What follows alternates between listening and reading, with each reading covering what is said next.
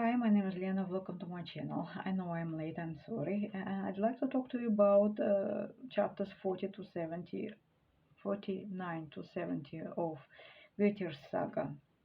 And those chapters cover about 16 years of Grettir's life as an outlaw.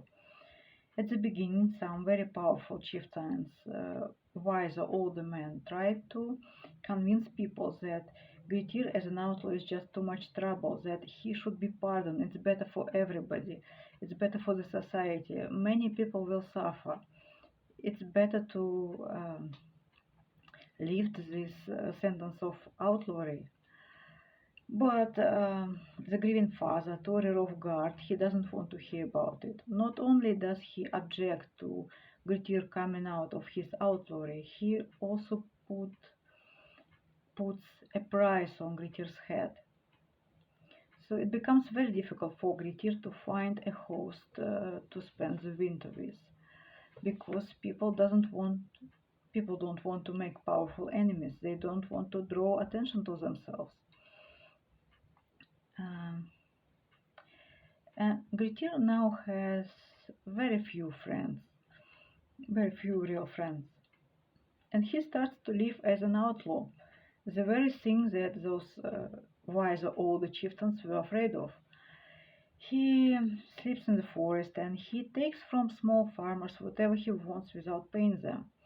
And of course, they are not happy. And he makes lots of enemies. And once those small farmers gathered together, about 50 of them, and trapped Grettir. And because nobody wanted to guard him, they decided that it's less trouble just to hang him. And even though Grettir is infamously unlucky, a lucky chance saves him, and he is not hanged. He tries to stop robbing. He builds himself a hut, and he has a boat and a net, and he tries to support himself by fishing. But even though he does not afraid to fight giants and trolls, he is afraid of the dark. He cannot live alone. But he also cannot trust people because there is a price on his head. Twice he allows another outlaw to live with him in this hut, and twice they tried to kill him because they were sent by Thorir of Guard, this grieving father. When those attempts failed, Thorir decided to gather some warriors, about 80 of them, and to kill Grettir himself. But unfortunately, Grettir finds a place that he can easily defend, and Thorir loses 18 people. And he had to abandon this idea, and he just puts a higher price on Grettir's head and leaves. Grettir is surprised that nobody actually attacked him from behind.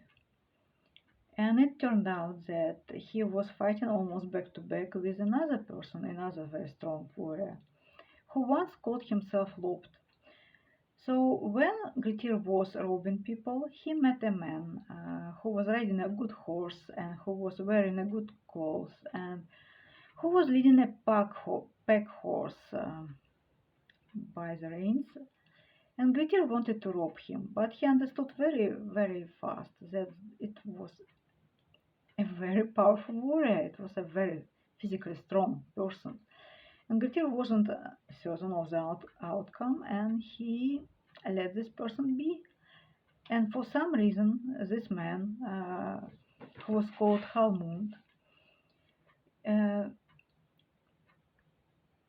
knowing that this big band of warriors are going to ambush and fight Grettir, he decides to help him.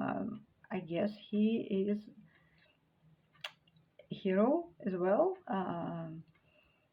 that he thinks that it's a deed worthy of sagas, worthy of himself, I guess. So he helps Grettir and we are told that Grettir actually killed 6 people, and this man is, I guess, has twice the Grettir's strength. He kills 12, and this person, Halmund, he invites Grettir to spend winter with him and his daughter in a cave where they dwell. And I guess this is the point where Grettir could have turned his life around. He could have lived with them in this cave and wait for his, I don't remember exactly, 20 years of outlawry to end. But he says about himself that he does not like monotonous life. So he gets bored and he leaves the father and the daughter and the cave. Eventually, this man, Halmund, he is killed in a fight, and Grettir loses one of the few friends that he has. And he is very aggrieved by it. So it's impossible for him to find a host anymore. And he doesn't want to cause any trouble to his friends and to his family, especially to his mother. He spends some little time with her. But as I have already said, he cannot live alone because he's afraid of the dark. And his mother sends with him Ilugi, her youngest, a very much loved and son, a very young son. And she said that she will never see them again, because they will die on an island, because she had a prophetic dream. And she still sends her youngest son, who I guess is very much loved, was very much loved, because for her it's the right thing to do. And she is very proud of her sons.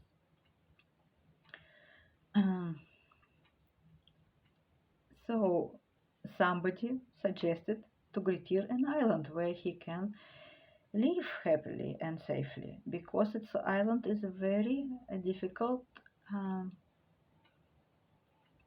reach. He can be reached only by a ladder, and this ladder could be pulled up, and so it's a fortress. It's very easily defended, and it has sheep and some other resources. And Grettir decides to live there, and he takes his brother Ilugi there. Unfortunately, some 20 powerful chieftains owns a share of the island. They keep their sheep there, and of course they are not about to allow Grettir to take their property. So the chapter 70 ends here, and I'm looking forward to reading the rest of the saga. Thank you for watching. Goodbye and happy reading.